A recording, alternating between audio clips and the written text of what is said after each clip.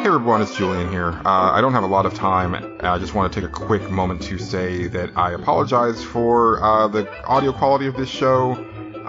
This one's coming in hot. We literally just recorded this, and I had enough time to put some music in it and get it up and ready. Same thing as our episode last night.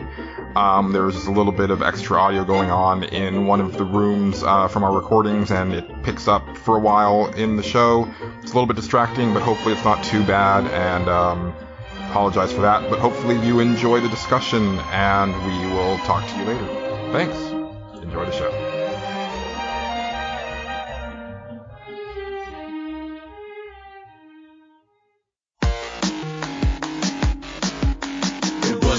Hunter in the depths of space, and she could easily combine your stupid ass with your face. Her name was Samus Aran, and she would destroy Metroids. When she wasn't totally pissed, she was extremely annoyed. She stood up to every challenge, no matter however demanding, and her courage was amazing, and her boobies were outstanding. What? Nothing. I was just saying that you're brave. Okay, hey, look over there. It's great. I'm the strongest dragon that you've ever seen. You're gonna die, motherfucker. I'm gonna swallow you whole, and then you'll go down easy. Then you'll be digested and converted to feces. I'll take off your helmet, see the fear in your eye, and your beautiful hair, and your well-toned thighs, and your pillowy lips. And wait, you're not a guy? Is that a problem, you fuck? No, prepare to die. Welcome everybody to our second Nerds Without Pants E3 special. I would call it day 2, but it's really not day 2. I guess it is day 2 of the show. I don't know. Time is all wibbly wobbly and timey-wimey. I don't know what's going on anymore. I'm Julian, and I'm joined as always by Patrick. That's you, Patrick. Still here. I'm still here. And we have a couple special guests tagging in for Angelo. We have JD, the company man from Rockstar. Hi, and no, I'm not a company man. They gave me shirts. You will be. And very special guest, someone that we have not heard from in about a year. That would be Pixlbit site director, Nick. Hey, how's it going, guys? Wonderful. It's good to have you back. Long time no see, yeah. And I do feel like, just real quick before we get into the E3 stuff, Nick, you should kind of get people up to speed on what you've been up to, because honestly, I kind of missed it at first. Because I've just been so busy with other stuff, and I was like, oh, Nick's friggin' developing a video game. Yeah, so funny enough, it's been about a year. So I talked to you guys after E3 last year, and actually very shortly thereafter I applied for the Nintendo Wii U development program and was accepted. So I am an official Nintendo Wii U developer. And I'm actually sitting here in my office right now, and I've got the Nintendo dev kit on my desk. And I had no idea. It's pretty cool. So yeah, I'm like, Chessa and I have been actually developing a game called Pixel Cross. So if you go to the blogs and you look up Pixlbit Studios, you'll see a number of dev blogs that I've been posting about the game Pixel Cross that we've been developing. And I'm actually almost done with it. I'm going to be submitting to Lot Check, which is Nintendo's QA process, probably by the end of the month, I'm hoping, actually. So hopefully soon on the Wii U, you'll see Pixel Cross, and then Steam Greenlight. I'm going to be doing that too, so we'll get a PC release out there, and yeah. Holy shit. This is Nerds Without Pants' first E3 exclusive. That's right. Yes. You heard it here first. Yeah. Excellent. That's great to hear, man. Yeah, thank you. And actually created another child as well, so that's coming in about a month. So we've got that kind of on the horizon. So yeah. Wait, that's 3 now? That's 3 boys. 3 boys. There's so much testosterone in your future. Well, didn't you have don't you have 2 brothers? So that's kind of makes sense. Yeah. One of 3 boys, and I'll have 3 boys of my own at the end of July. So pretty nuts. But that's it, man. It's done. After this one, it is done. No more. The 3's a magic number for kids. I think You so. have that middle child struggle. You know, it works out. Yeah. The magic number for Julian Titus is 0. Oh yeah, same. I don't blame you guys. I don't blame you. It really makes you good at video games. Yeah, Nick's gonna have like his own like rating party for whatever game in about 10 years. That's what I said. It's like I already have the perfect Smash crew like on board. My oldest son already plays Mario Kart, so we'll sit there and play Mario Kart 8, which is pretty awesome. So it's solid for that stuff. So thumbs up. Awesome. Well, we're knee deep in the E3 at this point. Unfortunately, Patrick and I have not had a chance to really look at anything new since we recorded last night. It's just been that kind of week. Still super stoked about the show and everything. But I wanted to get definitely, Nick, your impressions of the show so far, some of the standouts, and we'll get to JD and kind of go from there. But what has been catching your eye so far at this show? Sure. So I guess I'll run down the big three. So Microsoft, I think, was first, and they showed off some nice indie games. I thought Cuphead looked really awesome. I mean, I think they showed that last year, but man, that art style is just sweet. Every time I see that game, I'm like, they did that perfect. It looks just like an old Mickey Mouse cartoon. Very cool. Really dug that. I thought the backwards compatibility news was huge. Yeah.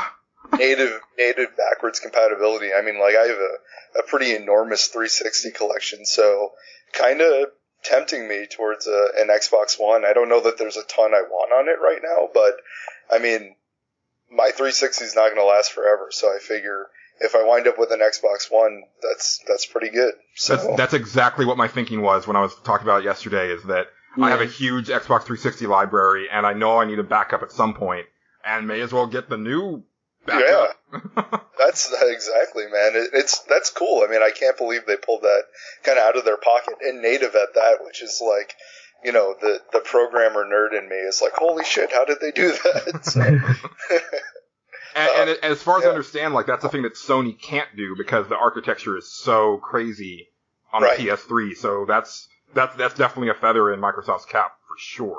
Yeah, absolutely. There's no way Sony can really stand up to that one. So that was a pretty big deal, and they kind of have the lead on the price right now.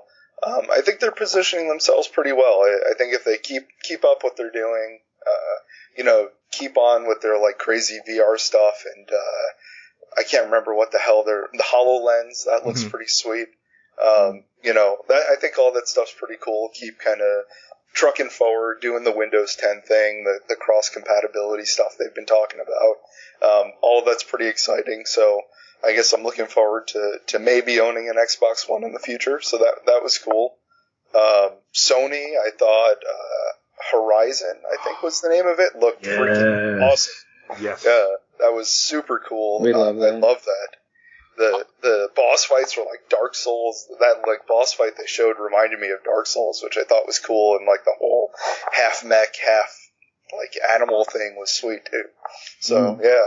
Honestly, the more I think about it, because I've made jokes about like, oh well, South Park is actually my game of the show, or that Toy Commander game, because it just it hits me in a certain spot. But Horizon might actually be the thing that has impressed me the most. Oh, like as I think about it, like I keep going back to that demo. I'm like, wow, that tickles me in all these different places, and it just looks so fresh. Yeah. But also familiar. In that it's that perfect blend of like, this is something I've never seen before, but then I can also see little bits of Last of Us, little bits of Enslaved, little bits of even Monster Hunter maybe. So definitely digging that look. Yeah, no, I thought it was really cool. That really caught my attention. I think the other one at that show that caught my attention, and I think Firewatch was the name of it, where they're talking to some guy on a radio or whatever. That looked pretty cool. I mean, not that they showed a ton, but I thought it seemed like it could be really interesting. So yeah, I'm kind of looking forward to that. I'm glad you mentioned that one, because I had meant to bring it up last night and I totally forgot about it, but it was one of those wonderful, like, almost cheesy, like, horror movie things where, that whole line of, like, you're not in your tower right now? No. Well, then who is? Dun, dun, dun. But, like, oh, no. Yeah, but it was kind of, I mean, I thought it seemed like it kind of had like a lightness to it too, like the interaction between the guy you're controlling and then the person who was on the other end of the radio is like a little playful, like the environment was cool looking. It seems like it could be interesting, so I'm kind of looking forward to that. I'm not really a Final Fantasy guy, so I mean, I'm very happy for everyone who's excited about the remake news. It doesn't do much for me. I thought the Shenmue 3 news was cool, but I thought the whole Kickstarter aspect of it left kind of a bitter taste. It's like, oh, now we find out Sony's going to fund it themselves, and it was just a test to see if it would be popular, and it's like, that was a little nasty, I thought, but otherwise I thought they put on a pretty good show. They had a lot of cool stuff to show. As a new PlayStation 4 owner, looks like there's a lot of things in 2016 especially to look forward to, so I'm kind of digging that. And then I guess that leaves Nintendo, and I know the internet is really down on Nintendo's conference. I actually liked it a lot. It was a bunch of stuff that's all coming out this year, and based on Microsoft and Sony's showing, it didn't look like there was too much to look forward to for 2015. Yeah. So now, I have this whole slate of games that are all going to hit kind of starting in August or September and then through the rest of the year. So I wish they would have, showed Fatal Frame on there because I'm a really big fan of that series. And I wish they would have, trumped up some of the other stuff that they've got a little bit better, maybe spend a little bit more time on Xenoblade, but overall, everything they showed I thought looked really fun, and gonna be spending a lot of money is what it looked like. So but yeah, it's been exciting. I think there's been a lot of good stuff, and of course South Park, which was not on any of those three, but that was a total surprise and is probably my game of the show, maybe next to Super Mario Maker, which was kind of up in the air. Is it going to be good? Are they going to do it right? And it seems like they really kind of went the mile on that one, so it looks like it's going to be pretty good. Yeah. So overall, I mean, how do you feel about the E3? Angelo and I did a kind of E3 lead-in show last week, and we were both kind of we're not really excited about this show. It's probably just going to be a placeholder year. And then if you listen to last night's episode, the giddiness in our voice is so apparent because we're not prepared for how awesome this show has been. But you usually have a little bit more moderate of a tone. So how do you actually feel overall of what you've seen? I think I'm generally pretty happy with what I saw. I wouldn't say that I'm giddy or anything. I didn't come in with high expectations either, and I think I'd say pleasantly surprised. There are a number of things I saw that just I didn't really expect, and it looks like everyone's kind of got some nice stuff lined up. And now that I've got a PS4, between that and the Wii U, it feels like I've got kind of 2015 covered from Nintendo, and I've got 2016 covered. With my PS4, so it's kind of a good spot to be in. But being that I've been so heavy developing my game, I haven't even had much time to play anything I do have. I still haven't finished Bloodborne, which is killing me, and it's so it's it's just been so crazy that it's I got to go back and kind of play through what I've got. But there's a lot of cool stuff, and I think it looks good. I think it was a good show overall so far. So yeah. Definitely agree. Well, JD, I kind of know already kind of what what your feelings are, but let me know some of the stuff that's really been standing out to you. We'll get into the salty stuff later. Yeah. I'm gonna hold off on that. So, should I start with Microsoft or should I start with the Smash Brothers Direct? Dude, wherever you want to go with it. We didn't talk any Smash Brothers at all last night, so. Yeah, because pretty much on Sunday before the Fallout thing, they had that Smash Brothers Direct where, we knew that Lucas was coming out on Sunday. So when they announced that they were going to do a 15-20 minute conference before that, we knew it wasn't just going to be Lucas that was coming out, that there was going to be more. And they announced Ryu and Roy were returning to Smash Brothers along with a whole bunch of stages, and they talked a little bit about just the future for certain content and what they have planned for amiibos, and they didn't really talk about the Smash Ballot, but they pretty much were so yeah, all this stuff is coming out and it's coming out today. So Oh, wait. What? That stuff's out now? Yeah. Yeah. Like, all that stuff is out? Yes. Son of a bitch. Yes.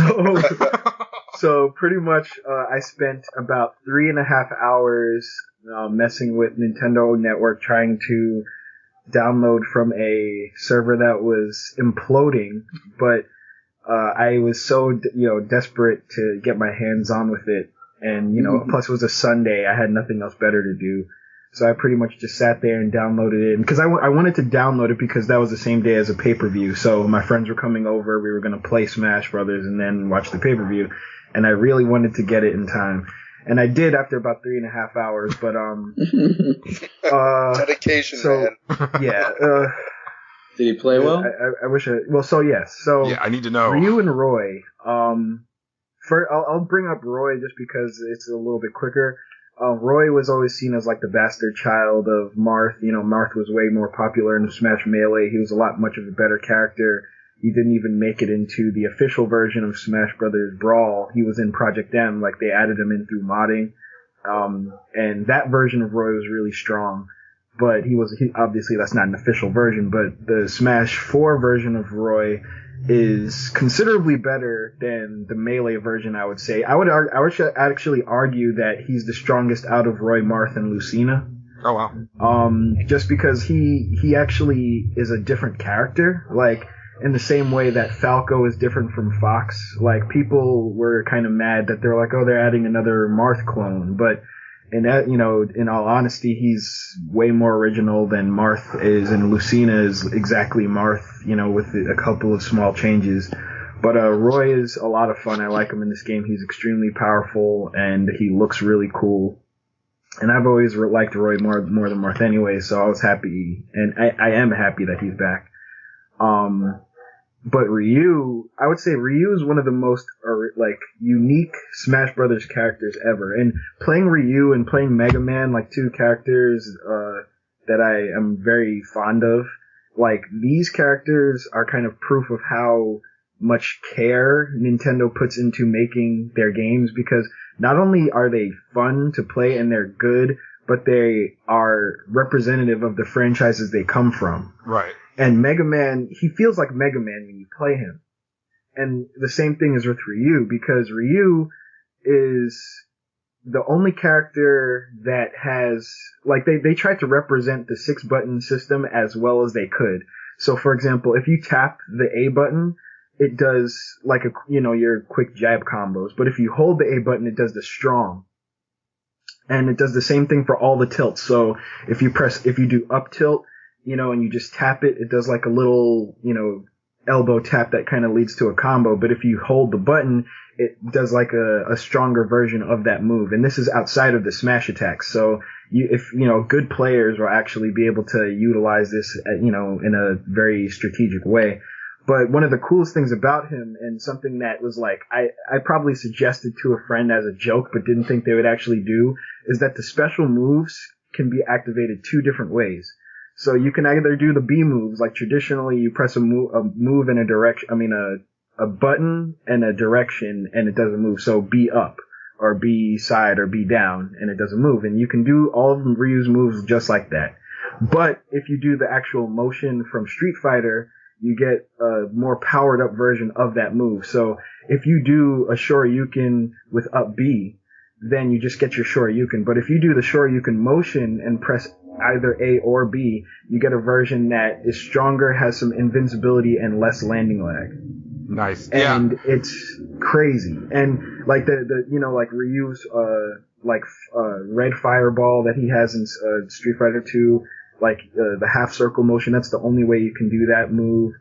But it's really it's interesting because the game Smash Brothers isn't necessarily designed to take full advantage of like directional motions, and sometimes it could be a little bit hard for me to execute just because like I'm used to doing it on an arcade stick anyway. But the fact that you can do that is really cool, and it makes him feel completely different than any character in the game. And I don't know how well he's gonna be received. So far he's being received pretty well. People are thinking that he's, strong, and there's gonna be people that, get really good with him. I don't know if he's going to be top tier or anything, but he's definitely a contender. Like, he doesn't feel like a garbage character by any means. Yeah, I suck at Smash Brothers and I haven't bought it yet, but I could play some Street Fighter, so that's really appealing to me. And just a quick aside, I definitely want that amiibo. So. Yeah, like that's the thing that sucks, because I have my collection of amiibo and I've been satisfied. And the last one I want is my Zero Suit Samus, and I'm good. And then of course they announced 2 characters that I both really like. So now I have to get the Roy and Ryu amiibos, and I'm just kind of looking at myself in the mirror sometimes, just saying why. You feel disgusting. I know. Yeah, because like I bought. Yeah, like the story with amiibos is just fascinating, because I bought 2 amiibos with the intent of buying those 2, Samus and Link. And I was like, that's it. It's never just it. No. And then I impulse bought Shulk because I thought it would be hard to get. And then I was like, well, maybe I want to get all my main characters. So I bought Ike, and then I bought Sonic, and then I bought Mega Man, and then I ordered the Splatoon ones because I was hyped for that game. And then I was at Toys R Us and they had Greninja, so I bought the Greninja. Hey, I bought Splatoon yesterday, and then I saw Pac-Man and Wario right next to it. And I was like, shit, dude, I can't find those anywhere. And I bought them, and I felt terrible. I walked out, and I'm like, why did I do that? Like, I was this close to getting a Silver Mario, but I'm like, I really don't need this. But I wanted it so bad. Like, I had to... Anyway, so amiibos are a thing. But anyway, outside of Smash... I'm sorry. Well, real quick before we move on from Smash, like, I'm just thinking, so... Like you were saying, JD, and that's what actually made me think of it. Like, Nintendo does show so much care with the way they treat those characters in Smash Brothers. Mm-hmm. But also, it makes me wonder, because, okay, we know Capcom's having trouble, right? Like Sony had to step in and help them with Street Fighter V. They don't have a lot coming out. I mean, I don't even know what happened to Deep Down. That was announced, back with the PS4, and then we haven't seen beans about it since. I'd say TGS for that one. Maybe. This year. But they've been having some issues, and I'm wondering if Nintendo and Capcom are getting along this well, could we potentially see at, like, E3 2016, Nintendo makes Mega Man, or Nintendo makes, like, Capcom Property X, like... Merger. I mean, to be honest, I wouldn't be surprised, because that's kind of what they did with Sonic. Yeah. And if they did that with Mega Man, like, I'd be happy. I think a lot of people would. But, I guess maybe Capcom wants to gauge, like, I know they're gauging interest with this whole 1 through 6 remake, which to me, personally, I'm not interested in that, because I have the Anniversary Collection, and, if I really want to play Mega Man that bad, I'll play, 9 or 10, because I have those on my 360, but, I'm not super crazy nostalgic for those. I played those late in the lifespan, so, I guess they're just trying to figure out, do people still want these games? And, I would want another one. Like, I plan on getting Mighty Number 9 eventually, but, we'll see. I mean, I would like to see a Nintendo produce Mega Man game, I was hyped for Legends. I was one of the people that got scarred that day. I'll never forget where I was when that happened. But, it's whatever. But, so that was Sunday, and, but they had Bethesda too, and I'm not a fan of Bethesda games personally. I prefer to watch them than play them, so while my brother was being really excited and ordering the Pit-Boy edition of Fallout 4, I was there just saying, well, I hope I get Metroid. Anyway. We'll come back to that. We will. You did, JD, you did. Stop. So we'll talk more about that later, because I've had a lot of thinking. Anyway, so going back to Sony, like you, Nick. Microsoft. I did see Microsoft, and they opened with I think it was Halo, wasn't it? Yeah. Yeah, and I'm curious about Halo, because I like playing all, I've played every Halo game since 3 with my brother, and I like playing those games with my brother, like split screen, and I was kind of bummed because I heard that they took split screen co-op out because of the way that the co-op is structured in Halo 4. which, I guess makes sense for what they're trying to do, but it's disappointing to me because that's the main way I like to play it. So if I do play that game, I would have to buy my own Xbox One so I could play with them. But, I'm curious about it. It looks like it looks like more Halo, but I'm not like super excited about it. But, that game, they announced the game Recore. Did you see that trailer? Yeah, we loved it. Yeah, well, I did. Recore looks really cool to me because one, it's developed by Keiji Inafune and the people who made Metroid Prime, which is my favorite game. And I was like, I like the style that they were going for, and I kind of see what they're trying to say with the mechanic, how you have this companion sphere and you can kind of upload it to different things. So in a way that kind of reminded me of Knack, where it's like you have this one little thing and it can kind of expand into, well, you can kind of upload it into different bodies. I love Knack.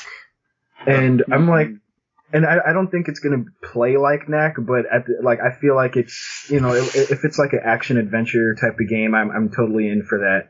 And then it's an exclusive and it's not a shooter for Microsoft, which is also exciting. So, if I do get an Xbox One, that'll be another game that I'm looking forward to. Though I was just disappointed they didn't show any gameplay for it, and no one's really talked about it after, but it's on my radar. But other than that, they kind of played it relatively safe. I did think that their indies were cool. Cuphead looks cool. The HoloLens looked really interesting, but I don't see how that will have any. Like, I don't really see how that'll be viable. Like, the same thing with even VR in a sense, but I'm a little bit curious about it. I want to try it, but I don't know if that'll translate well to the average consumer. Yeah. And then they showed Gears 4. Gears 4 I'm really excited for the same reason I'm excited for Halo, just because, the Gears games, I liked all three of them. Well, I'm not counting Judgment because that game was trash. Like, I liked, the main series Gears games. They're just fun, solid shooters. Those are games that I actually like playing the competitive multiplayer a little bit. And the story's always fun. And the main character is named JD, which is kind of a coincidence. He's a white guy, but still. Other than that, yeah, it just looks like a fun game. I'll play it. It's Gears of War. They changed the controls back. But so Microsoft was cool. EA showed Mass Effect, which, they didn't show any gameplay, but I just like knowing it's coming because I'm just, I'm excited to play it. The story and the multiplayer, just give me more, please. Just make it good. From the other game from EA is Battlefront, and I know that in a way, I know a lot of people are complaining that it looks a little bit too much like Battlefield compared to the old Battlefront games. Like some people have complained about that. Oh, to me, okay. It doesn't really look like that because like I've seen a lot of Battlefield, a lot of Call of Duty, and I could still see a lot of the essence of Battlefront in what they are presenting now. Like, obviously, like, there's inspiration from the modern shooters, but I just think it looks really nice. I think it has the Star Wars feel. It feels epic. Just like seeing the X-Wings and TIE Fighters and the AT-ATs and all that is just cool. And then the way that they showed the presentation where Darth Vader's just behind him and then Luke comes out of nowhere, and like, that just looks like, a fanboy dream almost. So, I'm like, and plus most of my friends at the office are going to be getting that, and I'm just like looking forward to playing it with people. Like, I don't know if you guys saw any of that stuff, but I'm curious what you think about Battlefront so far. Well, yeah. Go ahead, Patrick. I was almost certainly going to get it after I saw like the AT.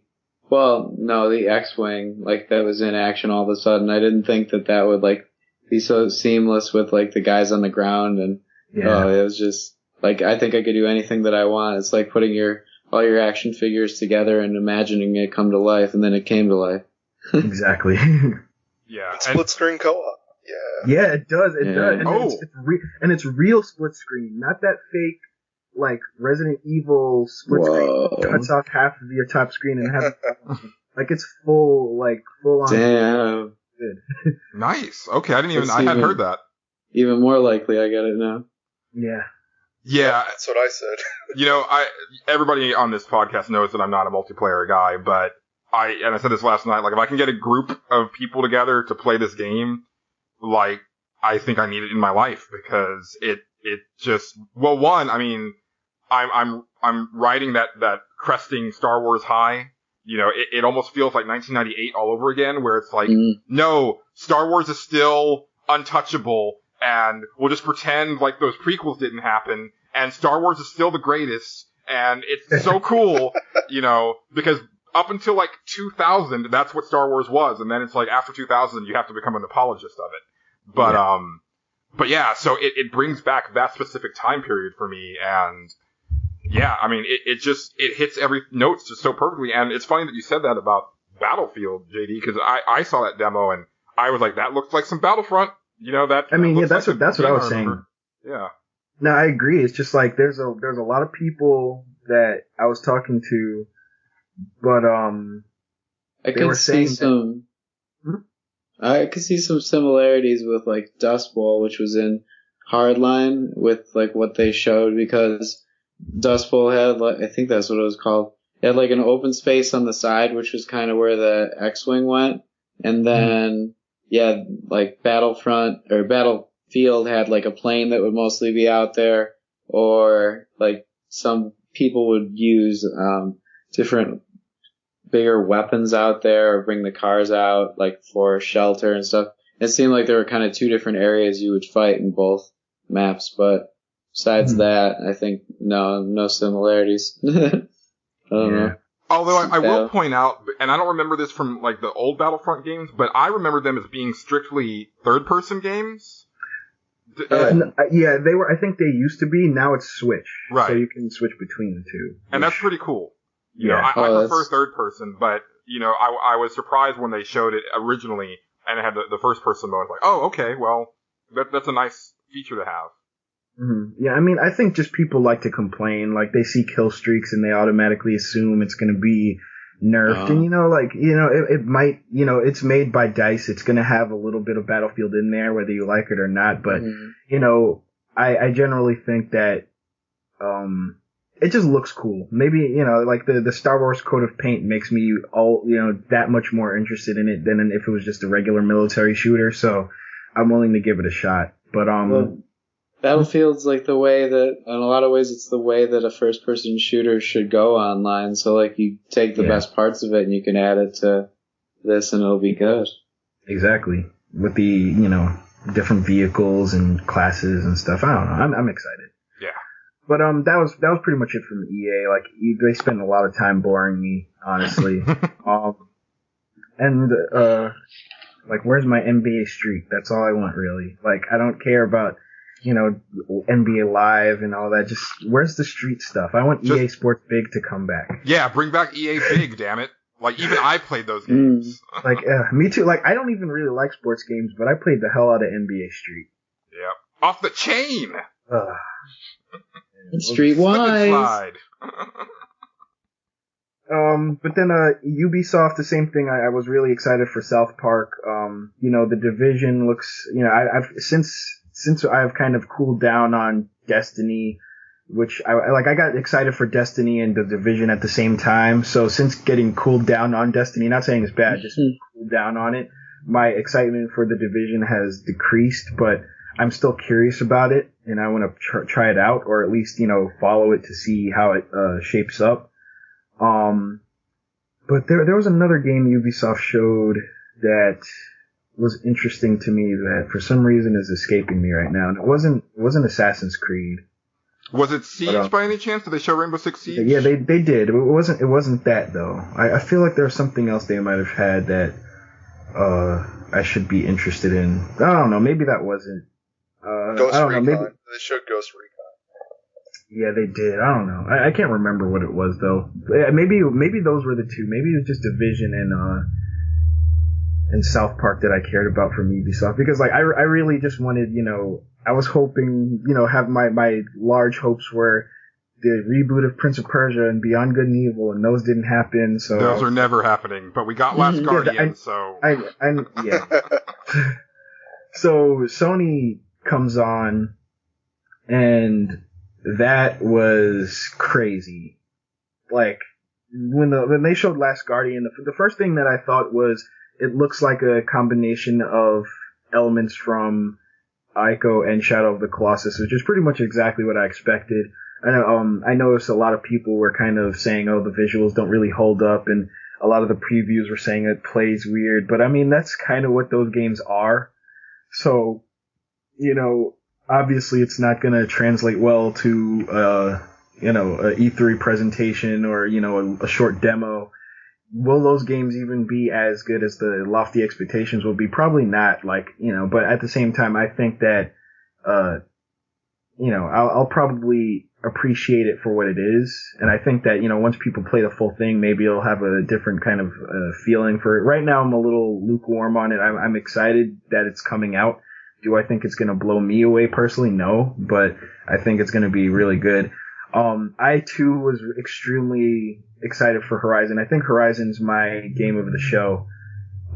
Just because, like, that game is everything that I like, because it looks like a action adventure / RPG. It has, you know, cool tribal character designs. And I've been saying for a long time, like, to just friends, that I want a game that is based, you know, that is more about Native Americans and stuff like that. And obviously these characters aren't Native Americans, but they kind of invoke that same kind of spirit in the sense that they're just natives, like they're kind of tribal. Yeah. And I kind of like that, but at the same time they kind of mix it with this techno-organic, you know, post-apocalyptic future.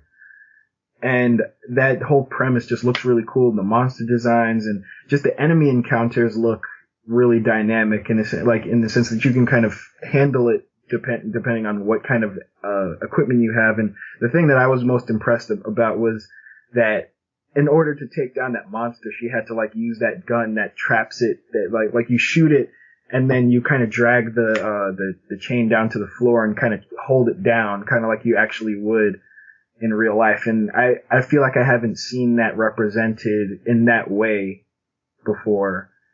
And, like, I would say that game just looks really cool, and it has way more personality than Killzone ever did. So I'm glad that Guerrilla is kind of stepping into that instead of just making another Killzone game, which would have just been really dull to me. It's nice that you can teach an old gorilla new tricks. Ba-dum-bum-bum. I didn't realize they had some of those colors in their computers. Right? I thought it was just silver, gray, and red. Yeah. No, but I guess, like, if I had to pick a gripe, it's that I feel like the protagonist Alloy, I feel like her quips felt a little unnatural. Like, I feel it was obviously, I think it was placeholder dialogue or, like, unmastered, but it just felt like she was a little too quippy. And it didn't really make, I don't know. It didn't sound like she was there. Like, it sounded like she was in a recording studio. You know what I mean? Like, you know how sometimes you could tell, like, if they do the mixing right, it sounds like they're there in the thick of it. And to me, like the way some of those lines came off, it kind of distanced me from it. But, you know, that's something I'll, you know, wait until the final product comes out. And then I was talking to friends and people were saying that, the character Ygritte from Game of Thrones should do the voice instead. because I forgot her real name, but they're pretty much saying that she is her. So I kind of want that to happen now. That'd be pretty cool. But, yeah, the rest of Sony was really cool. Like, they just, you know, they showed a lot of 2016 stuff. 2015 is kind of dead for them in a sense, you know, aside from third parties and stuff. But, you know, I'm really looking forward to Uncharted. Oh, I forgot to bring up Tomb Raider for Microsoft. I'm very excited for Tomb Raider. I don't like the fact that nobody is saying when it's coming out for PS4. And I'm only saying that because I want to gauge whether I should get I might crack and buy the 360 version the Xbox One version of that game just to play it. But if like they announce the PS4 version after the Xbox One version, I'll be really upset. But I would like to know, like, if it's coming out like in like April next year or whatever, I can wait for that. You know what I'm saying? But like the Tomb Raider, the last one surprised the hell out of me. So like I'm super excited to play the next one. Yeah, I mean, I could have sworn that I had heard, like, and this was like around E3 last year, that Microsoft was actually putting some money into this game. Now, I don't know if it's development money or if it's marketing money. Because if it's development money, then it's pretty much an Xbox game. I would like to say marketing, because they did go on record saying it is going to appear on PS4.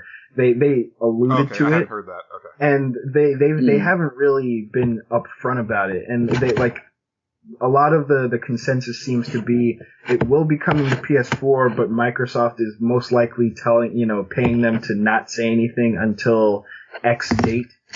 So, I just have to kind of wait and see, because I feel like if the regular version doesn't, then whatever definitive all DLC Game of the Year edition will probably be on both. You know what I'm saying? But, either way, like, Tomb Raider looks excellent. Like, I really like the last one, and I want to play this new one. But, going back to, Sony, I was kind of surprised they didn't show The Witness, but No Man's Sky does look really cool anyway. Like, a lot of people I saw were kind of complaining that they feel like they don't really know what that game is, but I feel like the point of that game is that you're just supposed to kind of explore. And it's something that doesn't necessarily demo that well, which is why the guy who demos it is always so nervous and stuff like that, because I think he knows that that's not a game that you could just kind of show somebody 5 minutes of and have them buy it. You know what I'm saying? But I'm looking forward to it. I think it looks interesting. I don't know exactly what it is, or I know like the goal is supposed to be like getting to the middle of the galaxy, but it looks like a really unique type of experience. So I'm surprised that people keep coming back to that, like in a post Minecraft world where people don't seem to mind that Minecraft is just like, hey, just go in here and do stuff. Yeah, and I'm like, it's like to me the idea of being able to like get a ship and just fly to a planet and explore it and name the planet, and like if you find like new creatures and stuff like that, like you upload them and you're pretty much like sharing like these discoveries with everybody else that's playing. Like that to me alone sounds intriguing, just because you're literally just going around being a space explorer, and the fact that there's a whole bunch of side like battles, like you could just get into space battles or get into battles with the native wildlife. Like that sounds like you're pretty much writing your own story as you're going. And I guess, maybe that just doesn't come across easy, but I'm intrigued by it. What else did they show? Final Fantasy VII for me, I was excited for. I didn't think it was going to happen, as most people didn't, but I'm just kind of excited to play. I'm excited for it because I've never played Final Fantasy VII, and I've actually been kind of critical of it over the last few years, because as I become a smarter gamer and start to brush up on things I missed out on, a lot of people tell me that Final Fantasy VII was somewhat overrated. And, I played 4, and I played a little bit of 6, and I played 13, and I've always wanted to play 7 just to see what the hype is about, but I never wanted to play, sorry about that, I never wanted to play the PS1 version just because it looks really bad. It doesn't age well. I think graphically it ages better than Final Fantasy 8 and 9 do, because it's flat shaded. So you don't have to worry about those pixely textures getting in the way. But dude, Julian, I think you were right, because in the last day we've heard that the director of the game has said it's not going to be like just a remake. It's going to be like a reimagining, and parts are going to just evolve, just like it seemed like combat has evolved in the past years. So I think it's going to be more active, like you didn't want. Yeah, I'm really concerned about that. And here's the thing, JD and I were kind of talking about this briefly on Facebook before we recorded, but like the systems of Final Fantasy VII were kind of like sparse even when the game came out. I remember when the game came out, I was like, oh, like the characters don't really, like they're all kind of blank slate characters. They don't have their own abilities, and You know, they don't have a lot of stuff to equip, and they don't have, you know, basically like they're only as good as the material that you put on them. Which means that you can make every character pretty much identical. So that never wowed me even back then, but you know, if they want to go away from like a menu-driven turn-based RPG, I'm kind of out, because that, you know, to me that's so intrinsic to what Final Fantasy VII is, and really Final Fantasy in general. You know, as much as I do enjoy 12 and 13, you know, I enjoy them with caveats. You know what I mean? Like, I would like to see that, and I think it's time for them to actually do a Final Fantasy that's like, hey, no, this is, you know, this is like little, like White Hand of Fate picking, you know, fight item magic type thing. You know, like, it's been long enough to where we can go back to that, and it almost feels new at this point. Yeah. Like, and to be honest, I prefer it to be like that. What I was telling Julian earlier is, like, I just want them to tweak it and keep it intact, because I feel like I would like to believe that Square knows that, and they want to kind of preserve the essence of what Final Fantasy VII was. Like, I feel like I'd be being cheated out of the Final Fantasy VII experience if they just take the battle system of Final Fantasy XIII and throw it into Final Fantasy VII, which, to be honest, I feel like they might do that because, like, they're so obsessed with, you know, that expanded fiction and the movies that they did and making it look epic and stuff that they, you know, I could totally see them saying, hey, we changed the battle system to be more, you know, automatic so you can look at how stylish and pretty it looks. But honestly, like, I just want to, you know, I don't mind having my turn-based RPGs. Like, it's been a long time since I've played a traditional turn-based RPG anyway, like, that's not Pokemon at least. Right. So I would be totally fine with, you know, seeing a, you know, just slightly revamped version of the original combat, you know. But I'm excited though. Like, I think it looks like it'll be cool, and you know, I know it's probably a ways off, but you know, I want to play that game just to see what the hype is about. Yeah, I can't wait to at least see like some character models. You know, I'm curious to see where they're going with that. My big thing is, like, are they going to have one character model a la Final Fantasy VIII and beyond, where that's the only thing that you see, or are they going to retain the whole, when you're in the overworld, like, your characters are super deformed and tiny, you know, and if so, like, how are they going to pull that off? Like, I really couldn't even fathom a guess.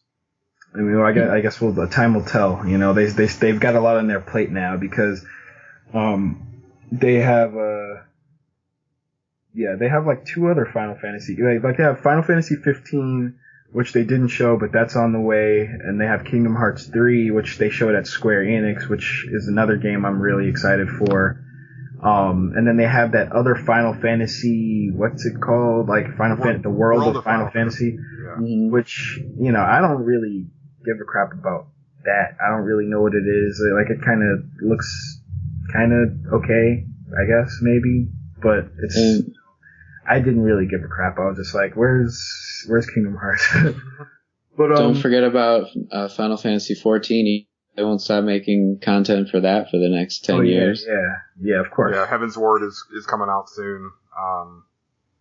You know, much to my chagrin, because they're shutting down the Final Fantasy 11 console servers in March. So, gonna pour one out for that game next year. Just play 14. We're on the same server. Not the same.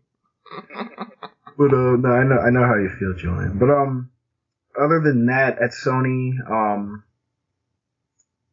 you know, they showed more Batman, which, you know, I'm getting next week. I'm very excited for that. You know, just like, looking at the way that they did that intro sequence kind of restored a little bit of my hype, because, like, I'm kind of excited by default, but it got me hyped again, because just seeing how that Scarecrow sequence went, and just the grittiness and how good it looks, like, I think that game is going to be a lot of fun. Like, will it reach the heights of, you know, Arkham Asylum or Arkham City? Like, who knows? Like, but, like, I was one of the people that liked Origins, so in that regard, I don't know if I'm that hard to please. So I feel like, you know, as long as the combat's fun and it's not super buggy and the story's good, I'm all in, you know. Like, give me a Justice League cameo in there. Like, that's kind of my big hope. Like, I'm hoping for, like, let me get a stinger where you see Superman in there, or one,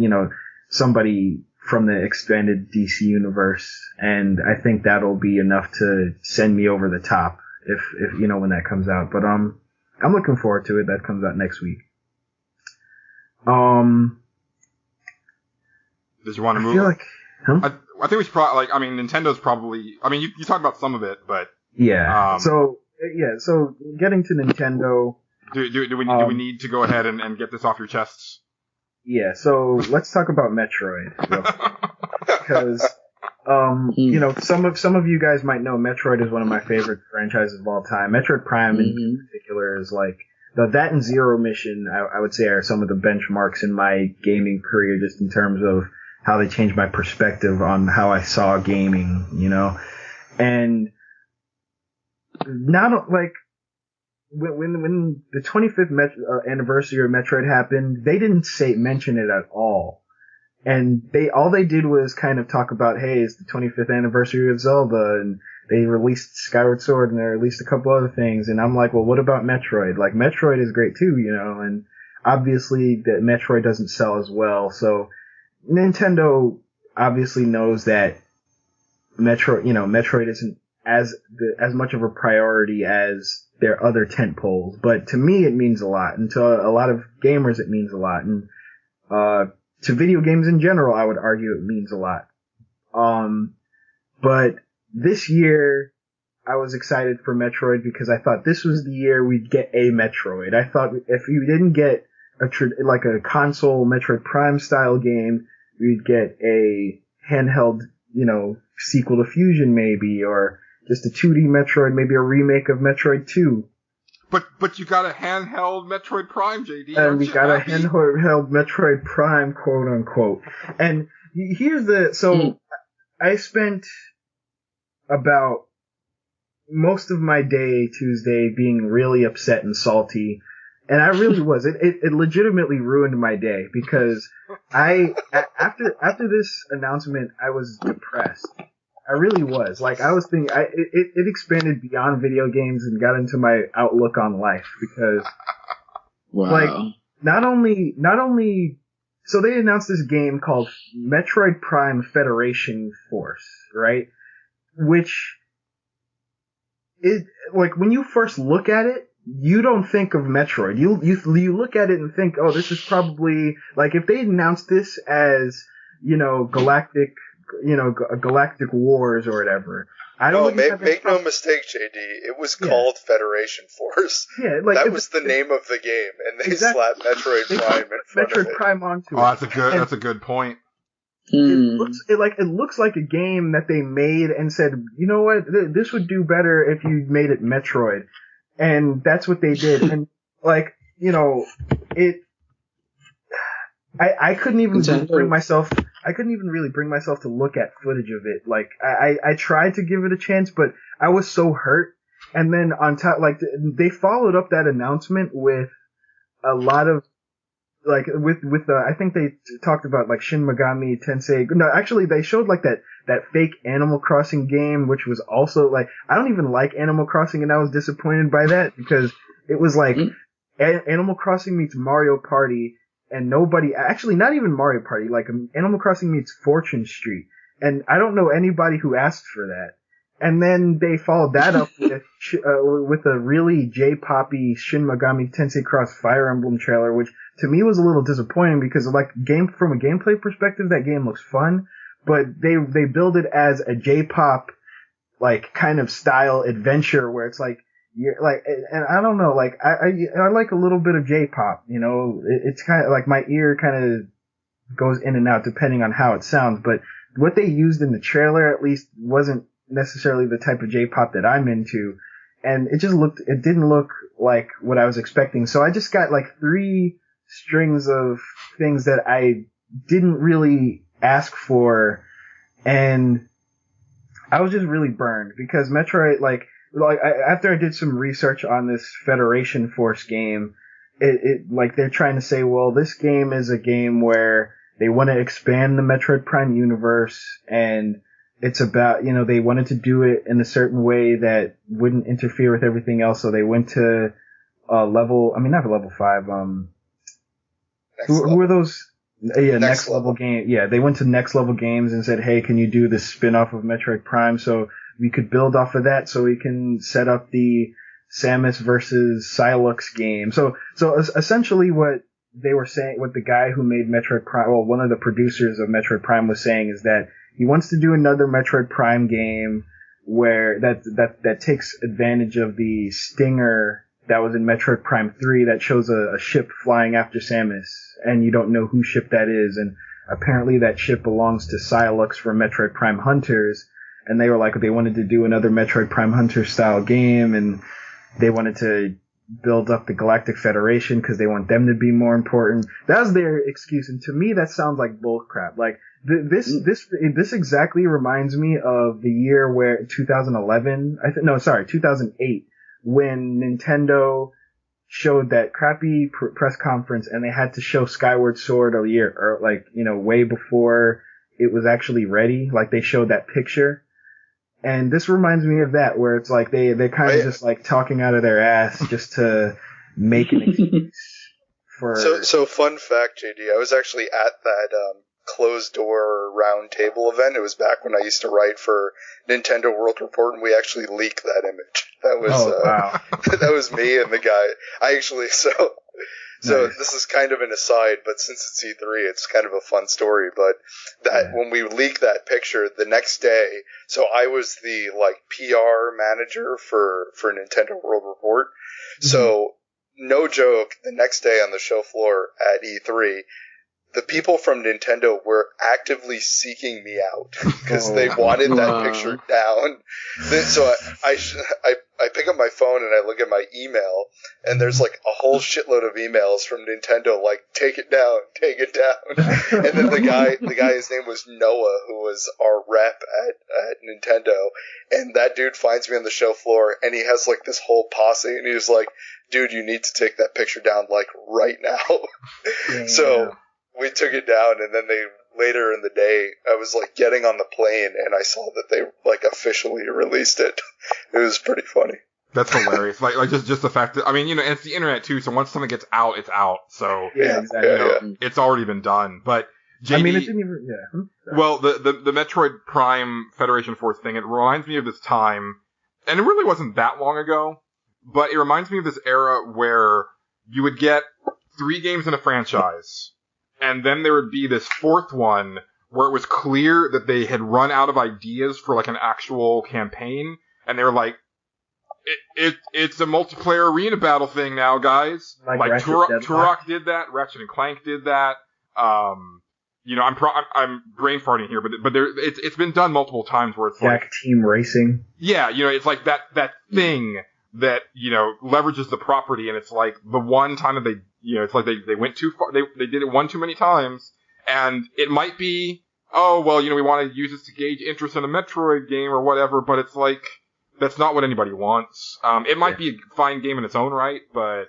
So that's the thing. Like, I spent a lot of time being upset about it, and I spoke to a lot of people, on both Twitter and Facebook about this, trying to sort out my feelings on the matter, and I've ultimately come around on it to a degree. Now, like, I'm still really upset because, like, I want a game that's actually Metroid. Like, if it's not Metroid, don't call it Metroid. And it's not Metroid. It's just, it's like, they can retroactively make it Metroid if they want, quote, quote, but at the same time, it's not what I call Metroid. But at the same time, I see what they're trying to do. Like, someone billed it to me as Monster Hunter meets Metroid Prime. And when they bill it to me like that, I can see the appeal. And, I like co-op shooters. I like Metroid Prime. I like the idea of teaming up with people and hunting down monsters, and, kind of like there's unique ways to take down these monsters. Like, I looked at some of the footage today, and they were like, you have to kind of, get aggro on a monster and lead it into a cage, and then like you have to trap it, and you have all these different weapons that'll help you out, so you can like slow it down, or you can, you have different powers that kind of help you out with that. And it has the same Metroid Prime lock-on system, And in that regard, I'm more okay with it now than before. Like, I'm not one of those people that's going to make a campaign saying cancel the game.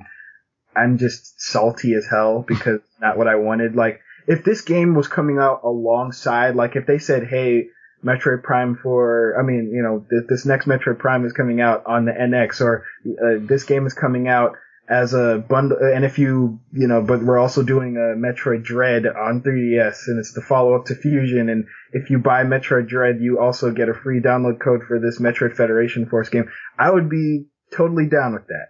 But the fact that it's been, we haven't had a traditional a 2D Metroid since Metroid Zero Mission, and we haven't had like a one in the canon since Metroid Prime 3.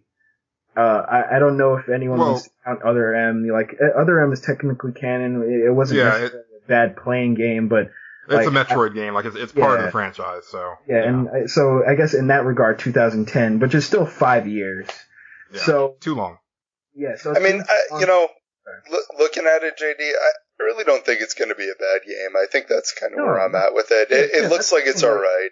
And Next Level Games does good stuff, so I kind of feel like it's gonna be okay. Yeah, like that's what I'm saying. Like when I looked at the gameplay today, like after a night, after being salty yesterday, like we're waking up with a clear head, I watched the gameplay and I'm like, you know what, this doesn't look bad. I just know it's not what I wanted, but at the same time, it might be a fun game. Like I was kind of jokingly saying it yesterday, but I kind of agree. Like I'm probably gonna end up enjoying it at the end of the day. So, and I'm probably going to have to show my support if I actually do want another Metroid game.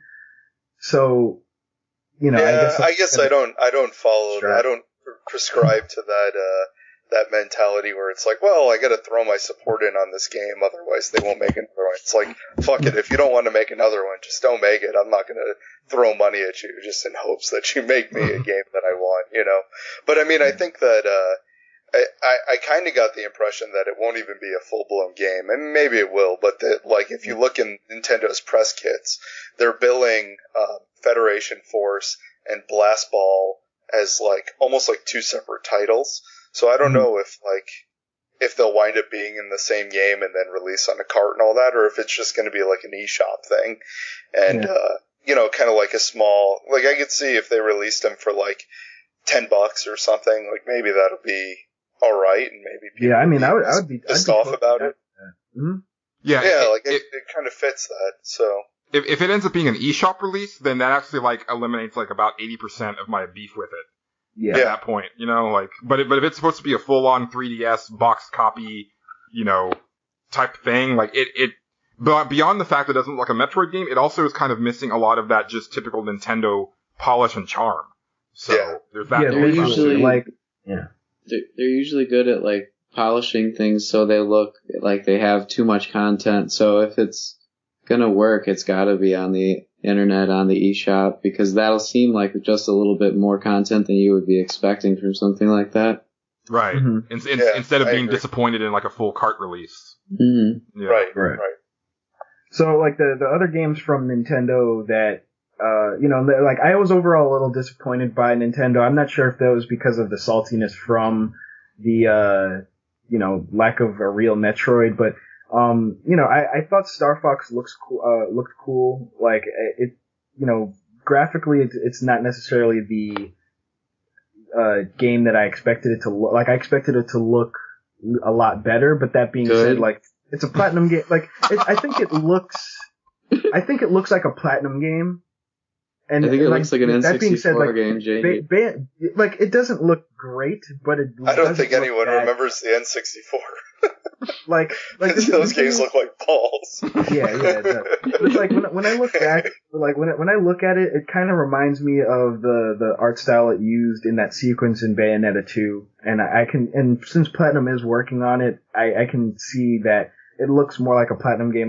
They really did skimp on the graphics, and I could see that it was a Wii game that they kind of ported over, and they're kind of just, they're focusing on the gameplay. They want it to be fun. I don't know. I haven't tried it yet. I've heard mixed things, a lot, because they're obviously forcing the most motion controls on people at the show floor, and some people are having good experiences with that, some people are, having bad experiences with that. I think it'll be fun. I like the idea that, you know, the R-Wings can transform and that it's a traditional, like, sticking to the, you know, the part about Star Fox that makes it fun. So I'll give it a try. Hopefully it turns out good. Or, you know, like, I'm not expecting it to be amazing or anything, but, you know, come out and do what it's supposed to and I'll be good. Oh, go ahead, Nick. I was just going to say, in fairness, so I'm only speaking from my own personal experience in making a game, but I can tell you that my game, personally, looked nothing like what it looks like now, maybe 3 months ago. Like, it still looked like a prototype piece of junk. And, you know, like, spending all that time polishing just totally transforms the thing that you're making. So, I mean, I could see that maybe they're done with the content and now they're kind of at the polish stage. I mean, Right. Platinum doesn't really put out bad looking games traditionally. not at all. So I'd kind of be surprised if it still continues looking the way it looks. Like the floor, like the ground and the mountains and stuff, like those textures look like placeholders, to be honest with you. Yeah. Well, I was going to say the ground textures are exactly what makes me think it's like an old generation game. That they just look so bad. Well, and you know, for me, like I think one of the problems, and it's not even like their fault, is that you look at Xenoblade, and it's like that doesn't even look like a Wii U game.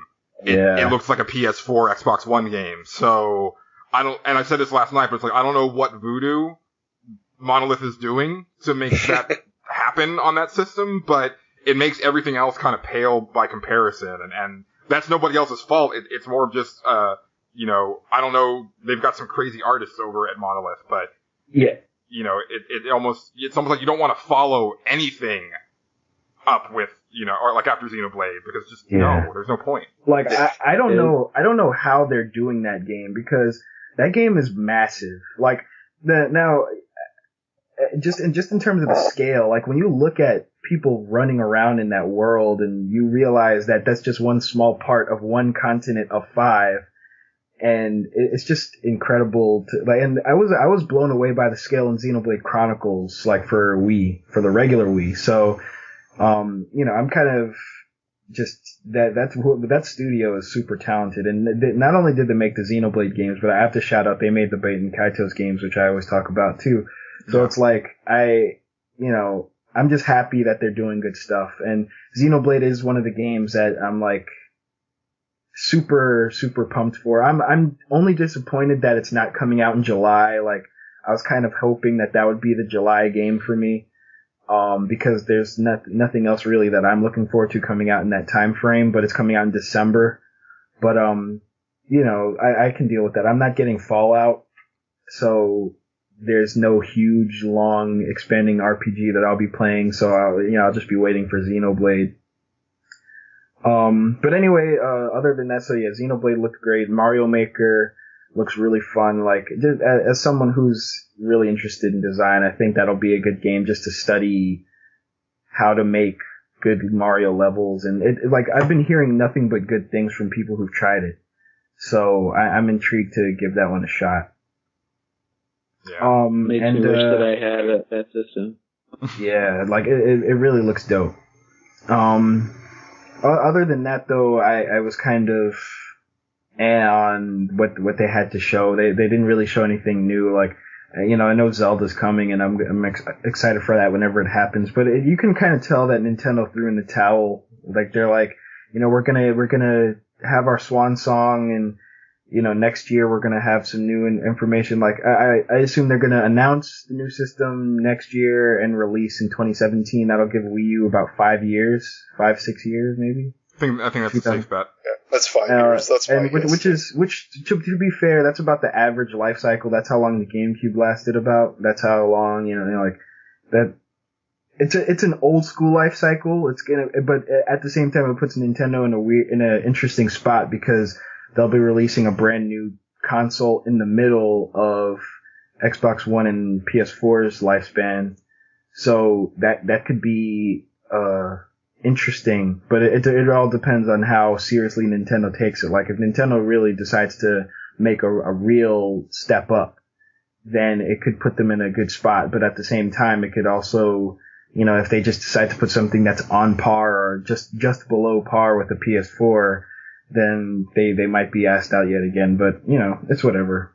Yeah, I honestly I expected. think that they have not been trying to compete in that realm since like the Nintendo 64 days. To be perfectly honest, like they've kind of been doing their own thing since then. And Well, GameCube, they were, like, I was watching some of the old press conferences, and when they had the GameCube press conferences, like, they might not have actually executed on it, but at the press conferences, they were talking like they were competing, like they were firing. No, yeah, they were talking like they were competing, but like, they have smart people working there, so they had to know that using this, proprietary disc that, holds less data than everything else on the market was going to put them at a disadvantage, Yeah. But yeah. So, like, you say they haven't been competing, but they've got so much time on their hands to make, like, the good graphics. There's, like, almost no excuse anymore if something were to come out now, like, to have a better card in there. Like, it's gotta happen.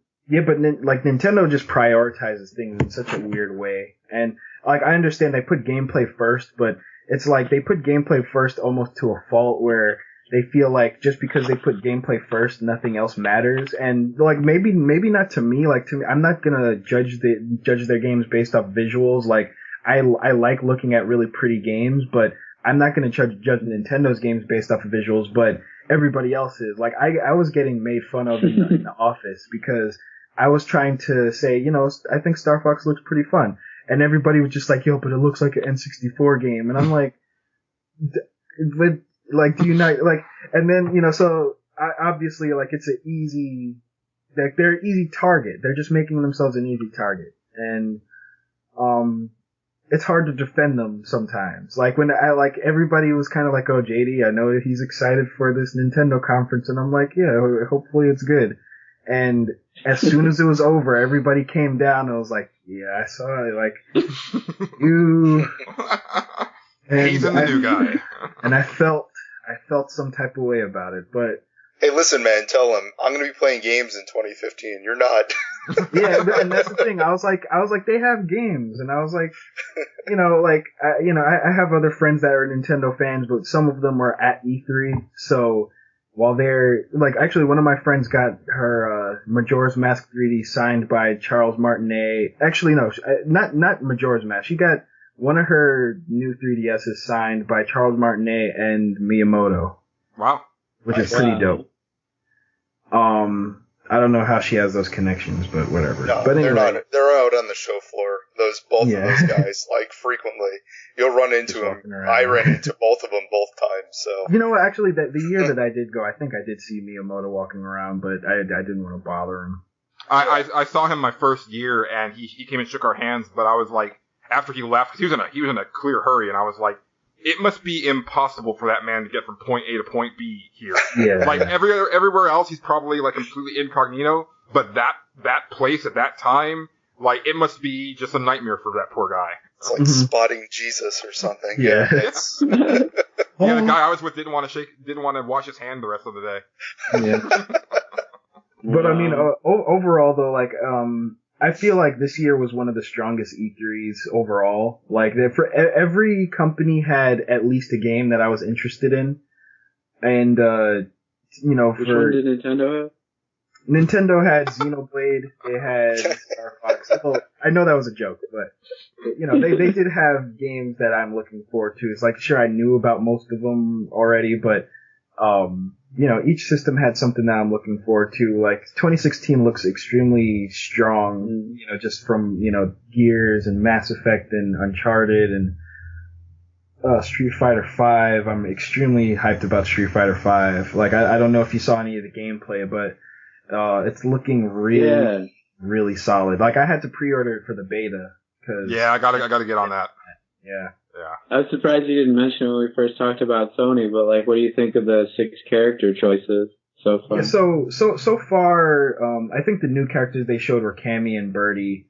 I thought Birdie was new because I never played the alpha games, but yeah, well, I'm a 09er when it comes to Street Fighter. I'm sorry. I keep forgetting. Alpha 3 is still my all-time favorite. I went, yeah, I heard good things. Well, I will say, my favorite design of Chun-Li is Alpha Chun-Li, so, there's that. But, anyway, I think the roster so far is pretty safe because it's a lot of characters that we know about.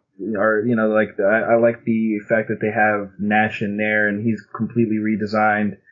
But in terms of the game itself, I think that it looks fresh in the sense that they're taking elements from Killer Instinct, and that makes me happy. And I know they're not going to say that, but they are. And Killer Instinct is another game I really like. They announced that for PC, by the way. So I'm very excited to play that. But pretty much in Killer Instinct, every character has something called instinct mode, and instinct mode varies based on the character that you're playing. So, for example, you use Jago and you use instinct mode. He can shoot out 2 fireballs, and if you connect with both of those, he heals, and he has better frame advantage on some of his moves. But if you use like Orchid's instinct mode, she could shoot out like a projectile tiger that you can use to help cross up opponents. And everybody's instinct is different. And that's kind of what the V trigger system is in Street Fighter V, where you activate your V trigger and like Ryu, when he does it, his hands become like sparked up, and he has electric properties on his Hadoukens and his Shoryukens, and he gets added damage. And Chun-Li, all of her normals have added hits. So whereas like standing hard punch would do 1 hit normally, when you use that, it does 2 or 3 hits. And you can use that to do combos that you could never do before. And Charlie, he gets a teleport that you can use to mix up opponents and like do extended combos. So I'm really excited to see what they do with that. My main characters are already in the game. So like, which is Chun-Li, Ryu, Cammy, like, everybody else is icing on the cake for me. I'm probably going to only play Chun-Li and Ryu for the first, few months of that game just to learn them and become good with them. Like, I usually stick to 1 or 2 characters at the beginning of a fighting game life cycle. But I'm excited to play it. Like I said, as soon as I, got more information on how to get the beta, I pre-ordered it right away just so I can play it and see how it feels. But, it looks good. Like when they first showed off some of the gameplay at, I forgot which fighting game tournament, but they showed it, I think, at Capcom Cup or something like that. And it looked really bad. Like the mechanics were screwed up. There was a lot of timeouts. People were getting chipped to death by, unavoidable like block strings. And it looked really bad. The gameplay was slow, and I was really down on it. But the E3 gameplay that's been coming out, like the gameplay speed looks about the same as Street Fighter 4. The animations got improved, the mechanics got improved, and it overall looks like a much more fun game to play. And I was kind of worried that it would be too combo focused and not enough about the strategy and the footsies. Like footsies is kind of like spacing. And I was worried it would just be more like Marvel vs. Capcom or Street Fighter Cross Tekken, where it's all about getting in there so you can get your 50% combo right away. But it's a lot more about the spacing, just like, Street Fighter's supposed to be. And, I could see a little bit of elements of 3, a little bit of elements of Street Fighter Alpha, a little bit of Super Turbo even. Like the damage output is very Super Turbo-esque. So, I'm looking forward to it. I think Street Fighter V is going to be good. That makes me look forward to it. I mean, I was sort of wishy-washy the last time too, so you're the one who's got the hands-on approach to it, and the guy we should all listen to and get. I've literally been like watching the streams. Like every day Capcom's been having a stream of gameplay, and I kind of just watch it, and I'm extra invested when I'm watching Chun-Li's gameplay, because I want to learn her before playing the game. So when I have this fantasy that I'm gonna play the game and be an expert right away, and then I get humbled right away. This happens to me with every fighting game, I swear. But that's how I get hyped for these things. But either way, it looks really solid, and I'm excited that it's coming out and it's gonna have cross-play with PC version, and hopefully it works better than the Ultra Street Fighter 4 port for PS4, because I heard that was really bad. But, yeah, I was disappointed to hear that, because I was going to I was going to double dip on it, but I don't think I will be. Yeah. Yeah, it looks good. Yeah. Overall, like really solid E3. Like like a lot of stuff came out of nowhere that people weren't expecting, like, and it had those moments that you kind of wish to see. Like, I saw a lot of reaction videos for Shenmue 3 and for Final Fantasy 7, and like the way that people lit up when those were announced are like the reason why I watch E3, like the same thing that happened when Twilight Princess got announced, or when, Sony dropped the bomb and the $400 bomb. Like, I like to see those moments mixed in with the troll stuff. So, hashtag Hoop God and all that. That was one of my favorite moments by far. Yeah, that was beautiful. Right up there with Mr. Coffee. Yes, Mr. Caffeine. Oh yeah, Mr. Caffeine. Yeah. Well, Patrick, we forgot to talk about it last night, but something that I'm surprisingly looking forward to, and I'm glad you're here still to talk about it, because it looks oddly Bioshocky, which is so weird to say, but Call of Duty Black Ops 3, man. Like, I'm oddly excited for that game. Yeah, Black Ops 2 was the last one that I played, so it would be the most likely for me to get back into it. With you telling me there's magic and stuff in it, that, like, I mean, can't go wrong with magic. Yeah, is there magic? Cyber magic. The characters have, like, powers. Like, they've got straight up, like, I think one of them actually has some sort of, like, force push type thing. Yeah, that reminds me of Borderlands, when you're the chick who does that, and I really like the invisibility she had, and she would just push somebody back. But also, like, you do that in something similar in Bioshock. That's those kind of magical first-person shooter games, and it's something that I would want to see in a Call of Duty, because it just feels so like milling right now, and going farther into the future is what I want. Yeah, and Black Ops 2, like, I really enjoyed Black Ops 2, and that was only the second Call of Duty game that I actually played, but I still stand by this, that Treyarch was doing some stuff story-wise with that game that was really forward-thinking, but it was hamstrung by the fact that it's still a Call of Duty game, so there'd be levels where it'd be like, oh, well, if you go do this over here, it's gonna have a different outcome, but Call of Duty games are so regimented that, most of the time if you step one toe out of the line, it's like mission fail. So it was really hard to know, but I can actually go out of bounds this time, but there's nothing telling me that I can do that. So my hope is that, the PS4 and Xbox One gives them the ability to branch out from that structure and be able to do a little bit more, but then also just like adding these like abilities to the standard run and gun, it's a pretty cool idea. Yeah, like, unfortunately, like, I missed out on most of Black Ops because, like, Black Ops came out around the time where Black Ops 2 came out around the time where my burnout was at its highest. Right. Like, I was just kind of over it when Black Ops 2 came out, and I didn't play that. Unfortunately, I did play Ghosts, and when I finished playing Ghosts, I was like, I wish I played Black Ops 2 instead. But because I really liked Black Ops 1, like, Black Ops 1 is probably my favorite Call of Duty game, just because, like, the story was actually interesting. Like, and I didn't expect that at all from a Call of Duty game, but, like, the ending actually had, like, some significance to me, and it was fun to play, and the multiplayer was fun. Like, that was the last great Call of Duty, I would say. And I like the way that Black Ops 2, like, started out when it was telling its story, and you were, like, in the desert, and it seemed like, I think you were on a Jeep or something for a little bit, and you get off it, and you have to, like, fight some rebel leaders, and it just seems so, like, wild. And it kind of calmed down and got futuristic in other ways, like, as it went on.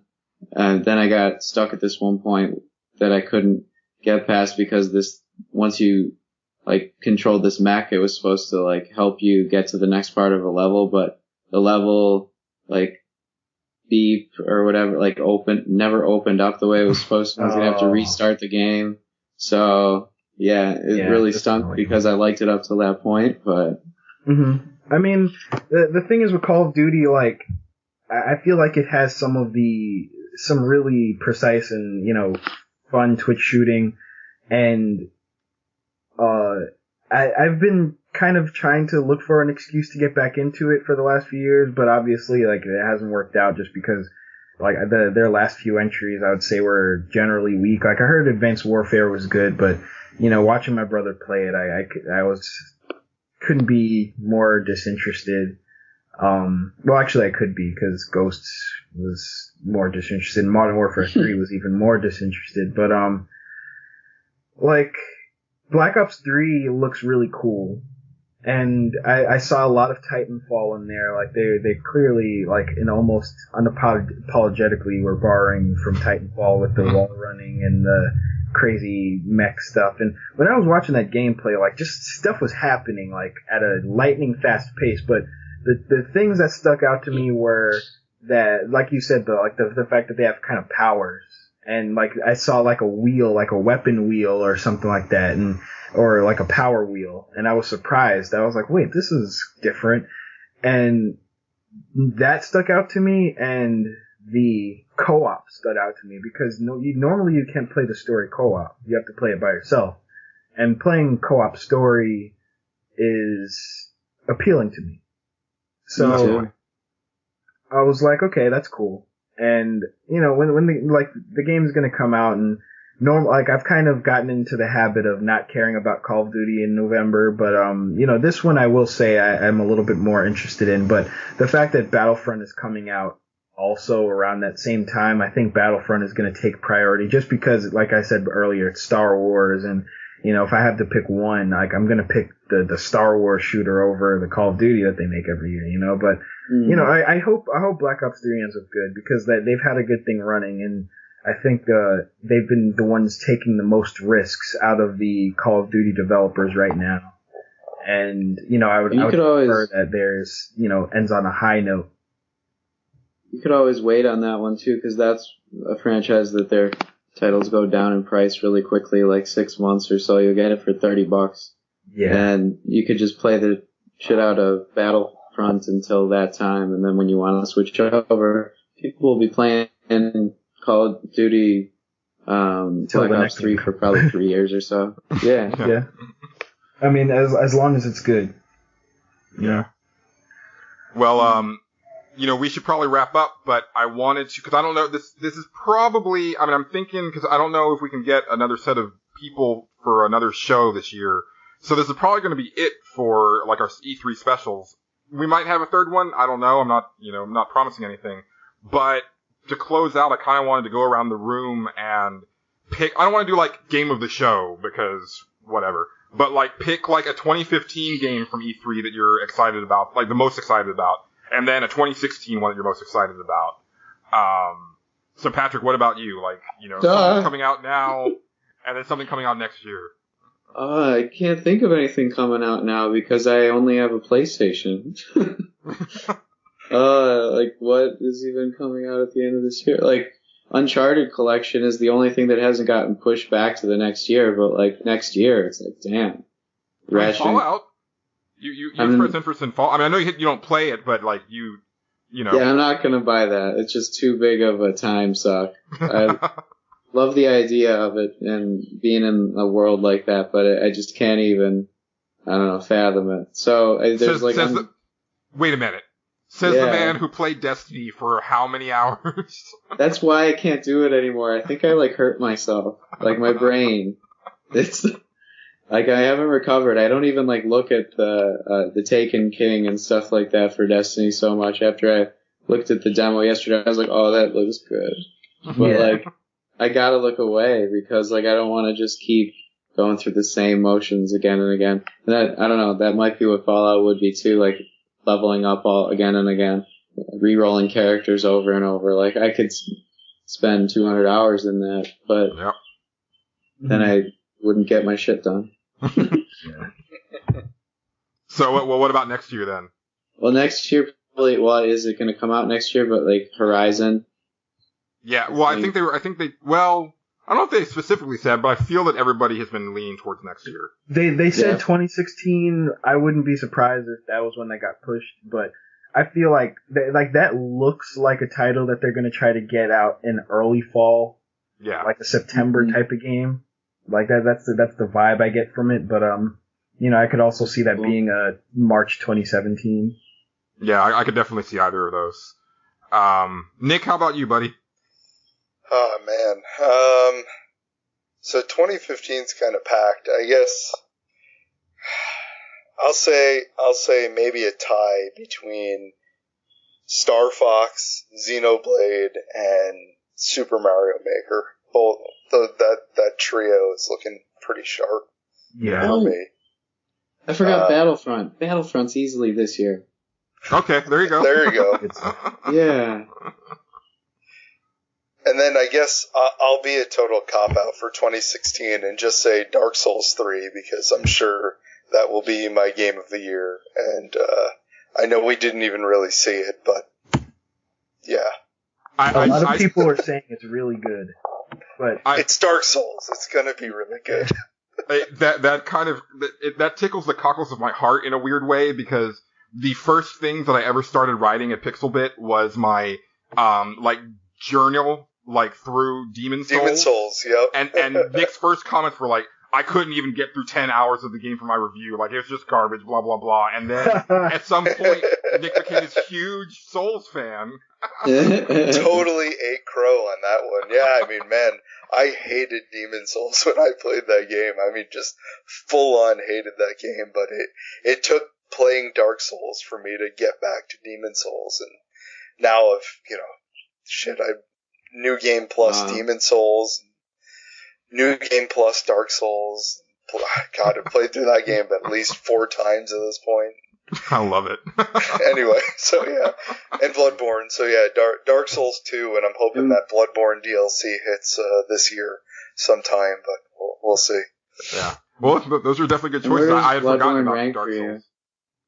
Oh, that's a tough one. I think Dark Souls still is king, but Bloodborne is somewhere real close to that from what I played of it, at least.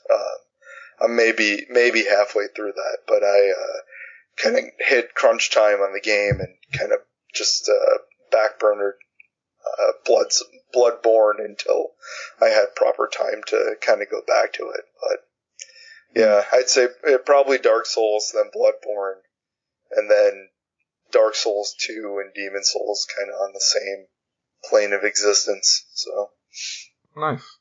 Yeah. Anyway. Well, and JD, how about you? I'm gonna kind of cheat and go by system because no cheating.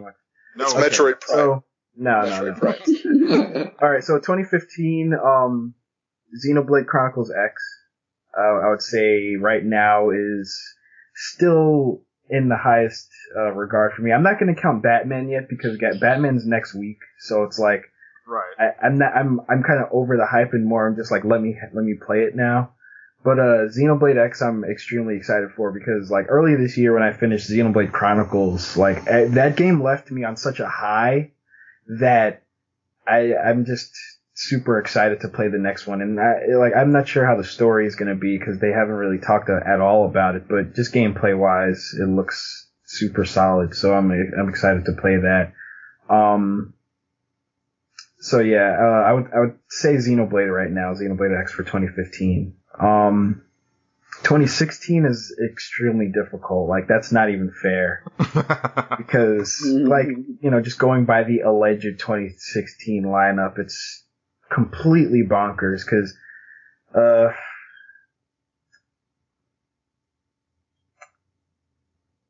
maybe, I guess it's a tie between, oh my god. Like, next year is ridiculous. Like, because I could say Zelda. But I could also say Uncharted 4. Last Guardian. And I could also say Gears 4. And freaking Mass... okay, it's Mass... It's Mass... Okay, alright, fair enough. It's Mass Effect, but I don't want to discount those other games that I mentioned. But it's Mass Effect, because it's Mass Effect. That's a fair answer. Yeah. For me, this is probably going to be a little bit of a surprise. It's a little bit of a surprise to me, like, just as I think about it, but I think for 2015, it's Xenoblade. Really? Yeah, like the more I see of it, the more impressed I am. And I didn't play my copy of Xenoblade Chronicles. I would recommend at least playing the opening of it or looking at a video just to know what it is. Yeah, because it took me a little while to get my head around the battle system at first. I take that back. I did play it for about an hour, so I've at least touched it. So okay. Yeah. But yeah, it just looks really phenomenal, and I'm thinking, well, having jumped back into Final Fantasy XI, there won't be a lot of time for something that big, but, maybe by that point, by December, I will have done the stuff in 11 that I'm wanting to do before the server shuts down. So maybe I'll be ready for something that meaty. And then next year, I mean, if you listen to the show, everybody would assume that it's Mass Effect, but I don't know what that game is, and Dragon Age Inquisition soured me to such a level that I have. I wouldn't hold that against Mass Effect though. No, I have to hold that against Mass Effect because it's the same company, but also they've lost all of the talent that made me love Mass Effect. But think of it. Well, the way that I think about it, at least, like, I was never a huge Dragon Age fan, but I love Mass Effect, so I can't hold that to the same, candle. Like, I kind of have to keep it on its own thing. And not that I didn't like Dragon Age Inquisition. I got like 40 hours in, but I also don't really have a desire to finish it. Yeah, so well, I'm kind of with you where it's like, I don't see what the hype is with that game in particular. Like, a lot of people were talking about Game of the Year, blah blah blah. And I was like, it's okay. But well, the thing is that there's a clear delineation between pre-EA BioWare and post-EA BioWare. And so you can look at Mass Effect 1 and Dragon Age 1 and be like, wow. Yeah. And then you look at Mass Effect 2 and Dragon Age 2 and it's like, these are missing things. These are missing lots of things. And then, Dragon Age Inquisition was like, we kind of remember how we made those games, but not quite. And the doctor's left, so we're screwed. So yeah, I mean, maybe as we get closer, this will change. But honestly, for me, 2016, even though I only saw a little bit of it, it's Horizon. Yeah, like Horizon's up there too. Like, I wanna put that up there, but I guess the only thing holding back Horizon for me is that it's like Guerrilla makes Killzone, and those games I find pretty unspectacular, but I think that they're solid games. It's just like they're boring. But now that they have a chance to do something interesting, like I want to go all in, but it's also the first game of a new IP, and those can be, like Uncharted 1. I kind of say it like that, where I really liked Uncharted 1, but it's also arguably the weakest in that trilogy. Sure. And same thing with Gears of War 1. Gears of War 1 is a great game, but Gears 2 and 3 were much better games. So it's like this new game I'm super excited for, as I said, like game of the show for me by far, but I still need to see more, Yeah. But I'm with you. I don't disagree. Like, 4 of my new wallpapers on my work computer are from that game, just because. Wow. so pretty. Excellent. All right, well, I think that's done it for this E3 special. Before we wrap up, definitely check us out, on social media. Nick, you've probably got a couple things to pimp now. So do you want to go ahead and lay that out for us? Sure. So, if you're interested in the game, I'd say on Pixlbit, follow the Pixlbit Studios account. I've been posting some dev blogs here and there. I've also been cross-posting those to the Pixlbit Studios website, which is pixlbit.com/studios. You could catch Pixlbit Studios on Twitter, at Pixlbit Studios. And then if you want to just follow me, it's at PixelBitNick. So, any of those will work. Excellent. Yeah, and maybe once you get to release, you'll have to come onto the show proper, and then we'll be able to have a good discussion about it, because I'd like to go more in depth on that. I think that'd be a lot of fun to talk to somebody who crossed over. Yeah, man, absolutely. I'd love to talk about it. Cool. JD? Mm-hmm. A mytho. Wait. Sorry. Can you repeat that for a second? You dropped out. No, just where people can find you. Okay, sorry. That's what I was thinking when you said it, but I couldn't hear you clearly, so I wanted to make sure. At a myth known as JD. And also be sure to play Grand Theft Auto 5 online, because... well, you can. Like, the Lux Pack 1 just came out, and it has some cars and stuff, and there's, Rockstar likes to make games. Are you in the credits, man? I don't know. My friend asked me about that, and he was like, dude, you might be in the credits. And I was like, maybe? I don't know if you would be because you got there after the game launched. Yeah, like I got there after the main game launched. Like I got there before PC came out and before the PS4 version came out. But so like maybe on the PS4 version or the PC version I'll be listed as an intern, maybe. But I like can imagine you being there, yeah. like You gotta get them to patch those credits. I mean, I'm not starving for it. Like, you know, it's whatever. But you know, people still like that game apparently. Yeah, I think they'll like it for a while. Yeah. Patrick, where can they find you?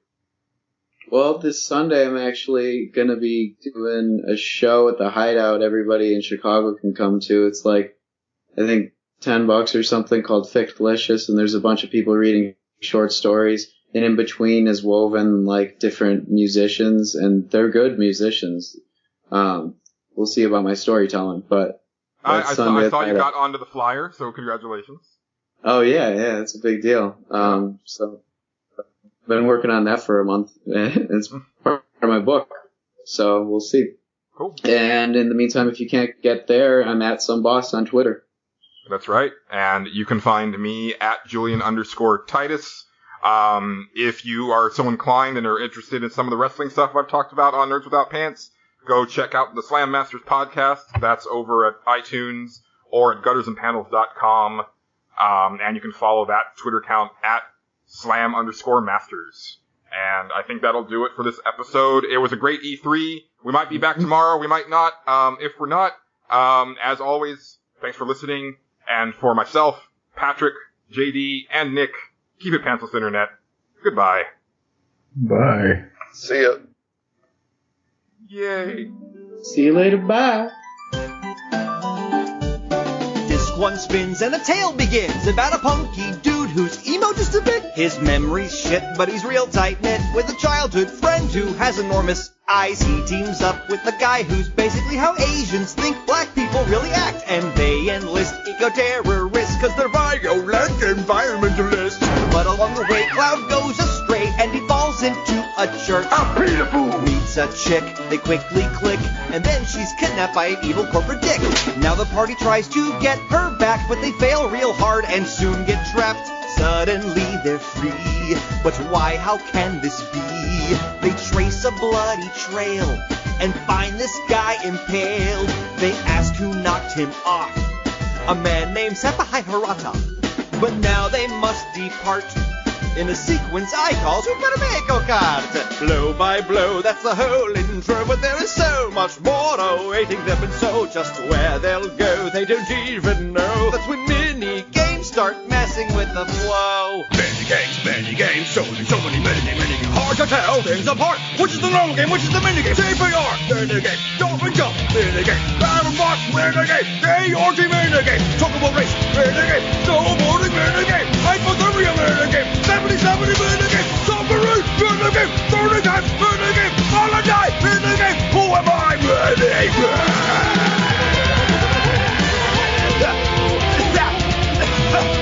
In 97, this game took the cake. You might say Squaresoft hit its limit break. FFBII, your sales were high, you hit your stride, not a dry eye. When Aerith died, yes, we cried, but that aside. FFBII, your plot has mile-wide gaping holes, and in my eyes, you mostly ride on visuals. Such a technological leap, but the story curve is so steep. Still, the fanboys say you're number one. Sure, you mainstream JRPGs brought the cartridge guys to their knees, but some things lost got in translation. At least there's not a sword that's also a gun.